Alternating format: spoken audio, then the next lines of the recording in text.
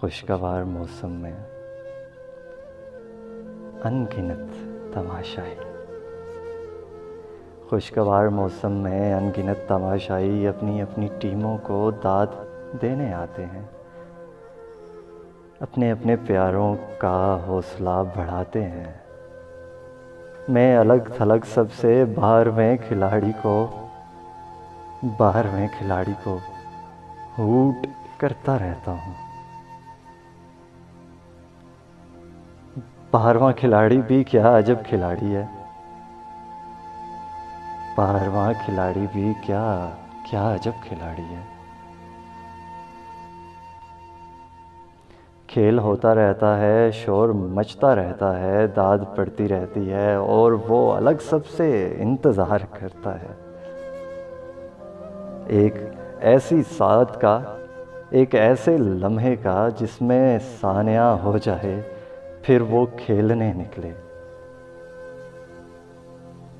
तालियों के झुरमुट में एक जुमला खुशकुन, एक नाराए तहसीन उसके नाम पर हो जाए। सब खिलाड़ियों के साथ वो भी मोतबर हो जाए, पर ये कम ही होता है।